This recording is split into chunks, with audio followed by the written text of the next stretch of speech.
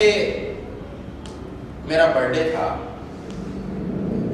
मेरे दोस्तों ने मेरा बर्थडे सेलिब्रेट किया जैसा कि करते हैं आमतौर से। मुझे बहुत सारे गिफ्ट दिए। मैं बहुत खुश था देखने में, लेकिन सच ये है कि मुझे अंदर से खालीपन महसूस हो रहा था। वो खालीपन क्या था मैं नहीं जानता। कहा कि अज़ान हुई, मैं मस्जिद चला गया और मैंने नमाज़ पढ़ी, थोड़ी देर कुरान पढ़ी। उसके बाद मैं लेट गया, लेकिन सुकून नहीं था, खालीपन था। दोस्तों के दिए हुए गिफ्ट देख रहा हूँ, क्षणिक आनंद मिलता है, फिर एक उदासी हो जाती है अंदर। क्यों? क्योंकि माँ याद आ रही है। वो दिन याद आ रहा है जब मुझे घर से हॉस्टल के लिए भेज दिया गया। उसके बाद जाने कितनी बार माँ से मिला, लेकिन वो उदासी जब हॉस्टल भेजते हुए मेरे अंदर आई थी, वो आज तक नहीं गई।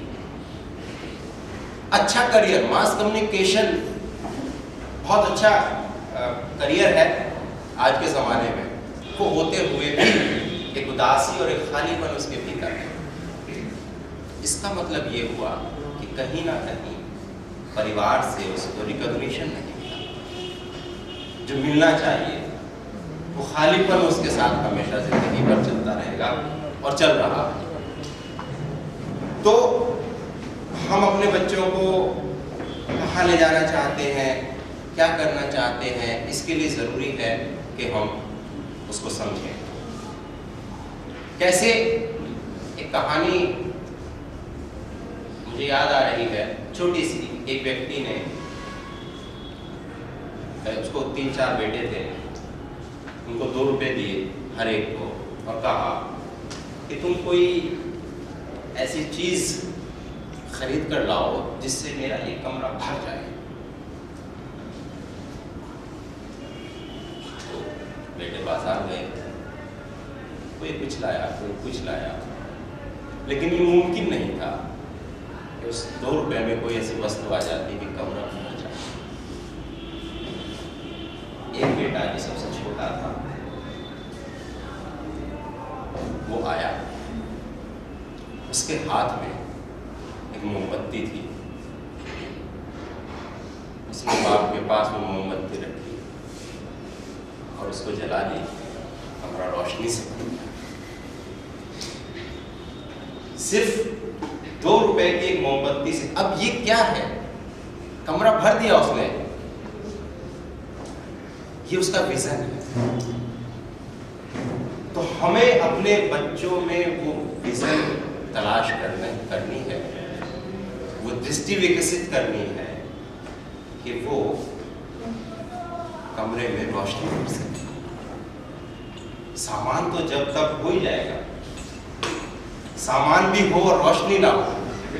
रोशनी वो सिर्फ कमरे की रोशनी नहीं है, वो रोशनी व्यक्तित्व की रोशनी। तो इस तरह से ये रोशनी भरे कैसे? सवाल ये है। फिर वही लौटकर बात आ जाती है कि हम उसकी दुनिया में प्रवेश करें। थोड़ा सा करियर पर बात, कैसे? हमारी परेशानी ये होती है कि हम चाहते हैं कि हमारा बच्चा इंजीनियर बने, हमारा बच्चा डॉक्टर बने, लेकिन बच्चा चाहता है कि वो टीचर बने। यहाँ कॉन्फ्लिक्ट। आपके बच्चे में कोई कमी नहीं, आपके बच्चे में पूरी क्षमताएं, लेकिन उसकी रुचि नहीं है कि वो डॉक्टर बने, क्योंकि उसने देखा कि डॉक्टर का जीवन क्या है, शायद वो जीवन में सहज नहीं हो पा रहा। उसने देखा कि इंजीनियर का जीवन क्या है, शायद वो उसके साथ सहज नहीं हो पा रहा। अब हम क्या करें? दरअसल फिर वही बात है कि नो योर चाइल्ड। बच्चे को जानिए। अगर उसमें क्षमता है और रुचि नहीं है, तो वो रुचि पैदा करनी है, और क्षमता ही नहीं है उस चीज, क्योंकि इंडिविजुअल डिफरेंस होता है। इंडिविजुअल डिफरेंस हर चीज में है। हर एक वस्तु दूसरी से अलग है। कुदरत में तितली देखिए आप, तितली कितनी खूबसूरत रंग बिरंगी, हम इसलिए जानते हैं कि कितनी खूबसूरत होती है, इसके पंख खूबसूरत होते हैं। लेकिन आप जानते होंगे कि दुनिया की कोई भी दो तितली, उनके परों का पैटर्न, उसके डिजाइन, उसका रंग एक जैसा नहीं है। कोई भी दो तितली आप ले लीजिए, दुनिया की कोई भी दो तितली एक जैसी नहीं होगी, अपने आप में यूनिक होगी। विज्ञान में आए, जब आप पढ़ते हैं अणु, परमाणु, एटम, इलेक्ट्रॉन, प्रोटॉन, जब वो स्विंग करते हैं इलेक्ट्रॉन, दो इलेक्ट्रॉन एक साथ है, एक ही एलिमेंट के हैं, वो भी भिन्न होते हैं, एक क्लॉकवाइज है, दूसरा एंटी क्लॉकवाइज है। तो कुदरत ने हर एक को भिन्न बनाया है। हमारे बच्चे एक जैसे कैसे हो सकते हैं? हम चाहते हैं एक बच्चा हमारा इंजीनियर है, दूसरा भी हो जाए, नहीं हो सकता है, लेकिन ये 100% नहीं है। इसके मामा का लड़का मेडिकल में सेलेक्ट हो गया है, तुम कुछ नहीं करते, तुम बुद्धू हो, तुम नाकारा हो। जरूरी नहीं है कि वो, उसकी अपनी क्षमताएं ढूंढ सकते हैं, हम बहुत आसानी से देख सकते हैं। मिसाल के तौर पर हमारा एक बच्चा जरा सी बात पर हाथ पांव फेंकता है, घर में घुसता है तो दीवार पर लात मारता है, दरवाजे पर मारता है, टेबल उठा के फेंक देता है। आप परेशान है, क्या करें? आपको परेशान होने की जरूरत नहीं है। आप उसको फुटबॉल के कोच के पास ले जाइए, वो फुटबॉल में किक मारेगा, उसकी जो एनर्जी है, psychic energy through legs football पर जाएगी और वो एक अच्छा खिलाड़ी बनेगा, उसके लिए एक अच्छा करियर।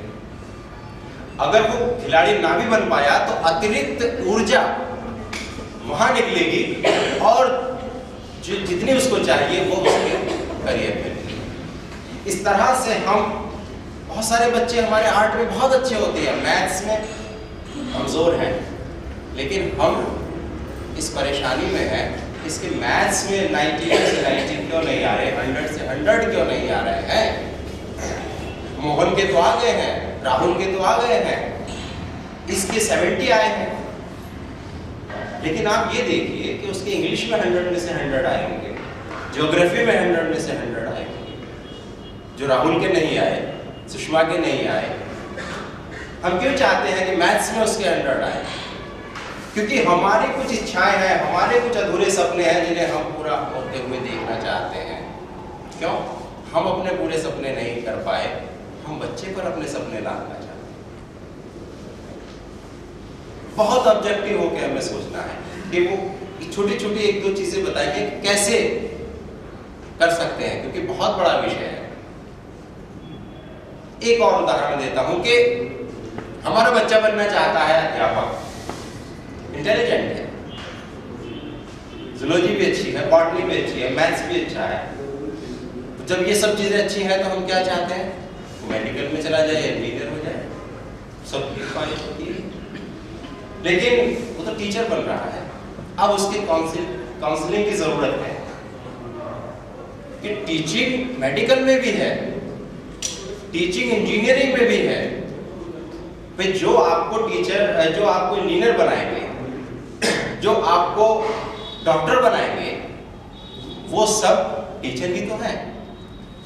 तो आप उसकी ये काउंसलिंग कर सकते हैं, टीचर से मिलकर, खुद भी इस धरातल पर आकर कि वो बीटेक करे, उसके बाद उसमें और स्टडी करे, फर्दर आगे जाए और फिर उस विषय में अध्यापन करे। तो इस तरह से वो इंजीनियर भी बनेगा, यानी आपका सपना भी पूरा होगा और उसका सपना भी पूरा होगा। इसमें ऐसा भी हो सकता है कि जब वो इंजीनियरिंग कर रहा हो या मेडिकल कर रहा हो या कर चुके, तो उसको लगे कि नहीं, मेरे लिए तो ये सुटेबल है। अब टीचिंग, आप उसको सिरे से नकार दें कि नहीं टीचिंग है, टीचिंग में क्या है? क्योंकि टीचिंग सिर्फ यही नहीं है कि 10th 12th में आप पढ़ा रहे हैं, पहली दूसरी क्लास में पढ़ा रहे हैं, टीचिंग तो उस लेवल पे भी है। तो उसके टीचिंग एप्टीट्यूड को भी आप उसका करियर का ऑप्शन बना सकते हैं उस दिशा में जहां उसकी क्षमता है और जहां आपके सपने हैं। वो उनके क्षमता और आपके सपने जब एक रास्ते पर खड़े होते हैं तो आप अपने उद्देश्य को, अपने लक्ष्य को पा लेते हैं। हमें अपने आसपास, अपने बच्चों में, अपने छोटे भाई बहनों में इस चमक की तलाश करनी है, क्योंकि ये यथार्थ है। देवदूत का अपना यथार्थ है, उस लड़के का अपना यथार्थ है और लड़की का अपना यथार्थ। तो इन यथार्थ के बीच रहकर ही जीवन की इस डगर पर उन बच्चों को डालना है जिनके सामने बहुत सारी चुनौतियां, उनके सामने शायद हम लोगों के सामने उतनी चुनौतियां नहीं थी, शायद व्यवसाय के, करियर के उतने ऑप्शंस भी नहीं थे। आज उनके सामने भंडार है, सूचनाओं का भंडार है। पहले हम सोचते थे मेडिकल और इंजीनियर या ज्यादा से ज्यादा हुआ तो वकालत, लॉयर। आज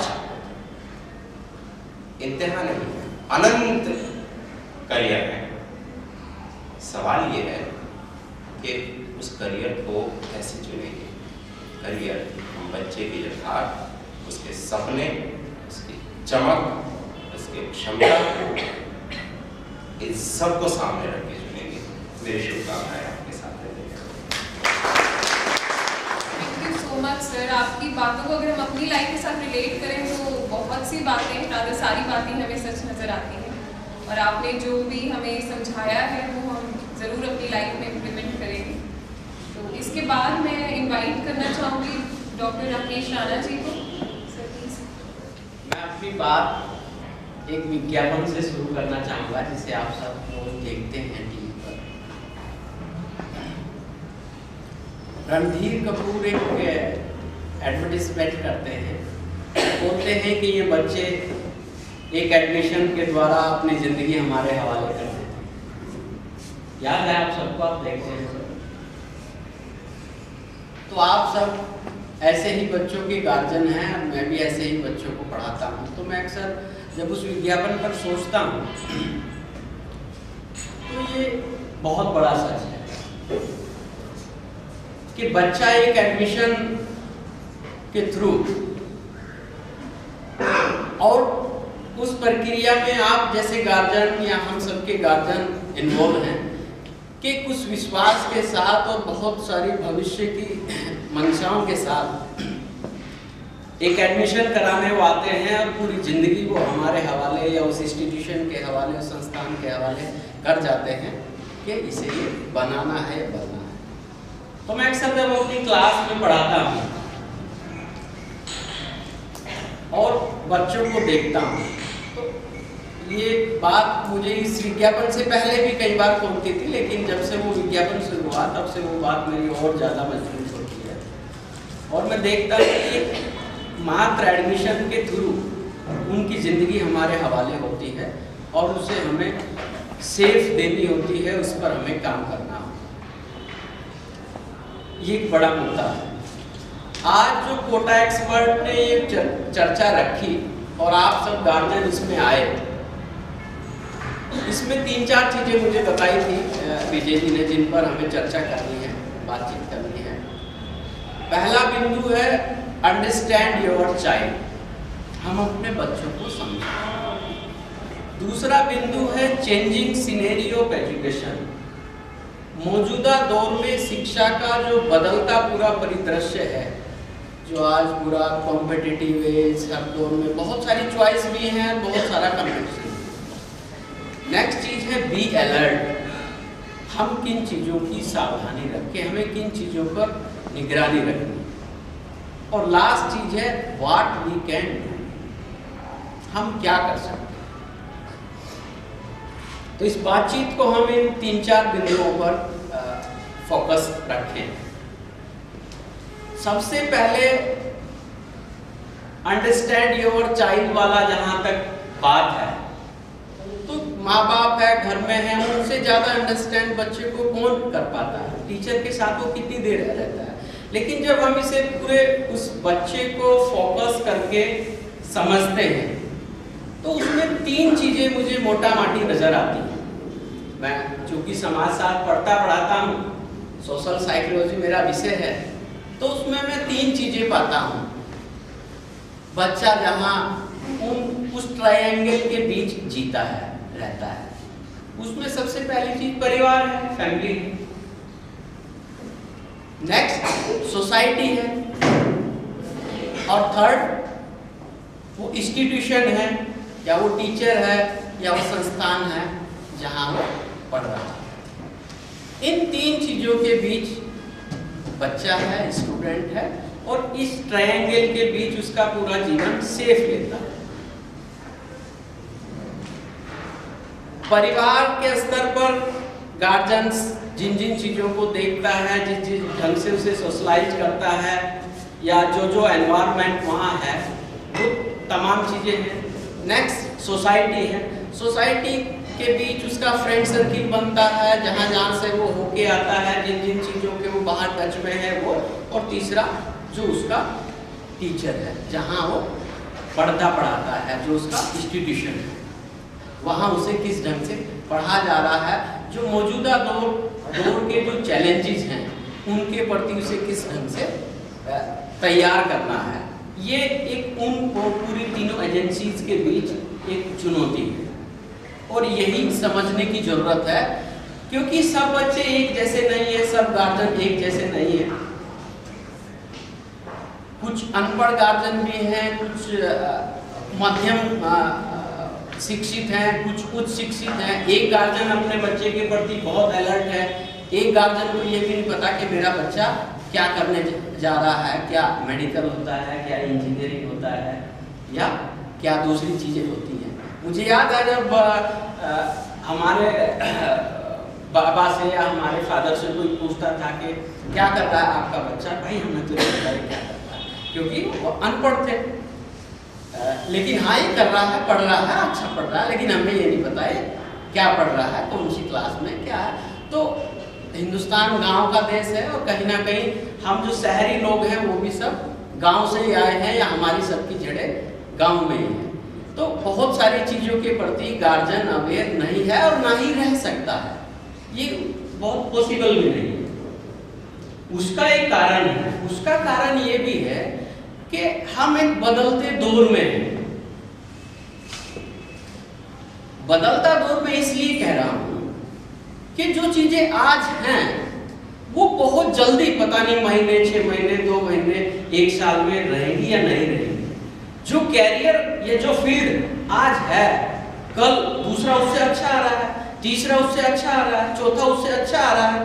तो ये जो सूचनाओं का और तेजी से बदलाव का दौर है, इसमें मैं कह रहा हूं कि बच्चे तो बच्चे हैं, उनका तो अभी अनुभव बहुत छोटा है, कम है, वो तो पल रहे हैं। आप और हम जैसे बड़े मैच्योर समझने वाले लोग भी कंफ्यूज हैं कि हम क्या करें या अपने बच्चों को क्या कराएं, क्योंकि बदलाव इतनी स्पीड से है। आज एक कैरियर आता है, कल उससे अच्छा आ रहा है, तो हम, क्योंकि मानव स्वभाव स्वार्थ का है, लालच का है, तो वो देखता है कि इसमें से या इसके अलावा उसके अलावा जो बदलाव है, बदलाव कोई एक स्तर पर ही नहीं होते हैं। हम नई नई सूचनाओं के टच में हैं, मीडिया के द्वारा, अखबार के द्वारा, टीवी के द्वारा, मार्केट के द्वारा। दूसरा, आप देखेंगे कि जो जिन चीजों से समाज बनता है या हम प्रभावित होते हैं, या दूसरी चीजें आती हैं, गवर्नमेंट पॉलिसीज हैं। आज गवर्नमेंट पॉलिसी एक है, कल दूसरी है, कल तीसरी है। वो भी आप पर, समाज पर, बच्चों पर, या जो पीढ़ी एजुकेशन ले रही है उस पर बराबर दबाव बनाती है। कैसे दबाव बनाती है कि आज शिक्षा की नीति ये है, कल शिक्षा की नीति ये है। आज रिजर्वेशन लागू कर दिया, बच्चे दोहरे दबाव में हैं। जो रिजर्व कैटेगरी के हैं वे अलग तरह के दबाव में हैं, जो जिन्हें रिजर्वेशन का लाभ नहीं मिल रहा है अलग तरह के दबाव में हैं। कंपटीशन का एज है, वो कह रहे हैं कि उनके कम नंबर पर भी एडमिशन हो रहे हैं, वो कम नंबर पर भी एमबीबीएस में जा रहा है, मैं इतने ले आया पापा, मैं तब भी नहीं जा पा रहा। तो आप इन दबाव को भी समझें, है ना, कि किस तरह से गवर्नमेंट पॉलिसीज, रोज बदलती नीतियां हमें हमारे बच्चों को उस पूरे सिनेरियो को में पूरा दबाव क्रिएट कर रही है। आप देखेंगे कि आज कपिल सिब्बल एजुकेशन लाइन के इंजीनियरिंग और मेडिकल के लिए ये प्लान कर रहे हैं कि पूरे ऑल इंडिया का टेस्ट ऐसा होगा, उसके एग्जाम का प्रारूप ये होगा, है ना। कल वही बदल के कि नहीं ये नहीं होगा, अब ये होगा। तो इसका चैलेंजेस मैं कहता हूं कि जितना शिक्षण संस्थाओं के सामने है उससे ज्यादा उन बच्चों पर है और उन बच्चों से ज्यादा उन गार्जियंस के ऊपर है। तो इस पूरे के पूरे माहौल में जो चीजें आइडेंटिफाई हम सब मिलके कर सकते हैं, तो उन सारी चीजों को समझने का एक बहुत बड़ा जिम्मा है। और ये बहुत बड़ा जिम्मा खाली गार्जियंस के लेवल पर पूरा नहीं हो सकता है। मैंने बता दिया कि गार्जियंस की अपनी सीमाएं हैं, वो आदमी है उसकी अपनी और भी रिस्पॉन्सिबिलिटी है, बच्चे हैं, बच्चों के अलावा उसके अपने जॉब्स है, सोसाइटी है और कंसर्न है ना। इसीलिए तो वो खोजता है, इसीलिए वो उस पर कुछ भी करने के लिए तैयार है कि मेरा बच्चा कहीं अच्छी जगह एडमिशन ले, है ना, उसे कोई अच्छा कोचिंग मिल जाए या उसे कोई ऐसा इंस्टीट्यूशन मिल जाए ताकि वो थोड़ा आश्वस्त रहे कि हाँ। इसीलिए आप देख रहे हैं कि आज गार्जियन इस दबाव में सबसे ज्यादा है कि मैं कहाँ ढूंढूं, बच्चे को कोटा एक्सपर्ट में कराऊं, दिल्ली भेजूं, चंडीगढ़ भेजूं, कहाँ कराऊं। ये एक सबसे बड़ा दबाव आपके गार्जियंस पे है। आप उनकी मनस्थितियों में जाके देखेंगे और समझेंगे। वो सिर्फ इसलिए में कि अच्छे हाथों में चला जाएगा या अच्छी जगह चला जाएगा तो शायद वो कुछ बन जाएगा।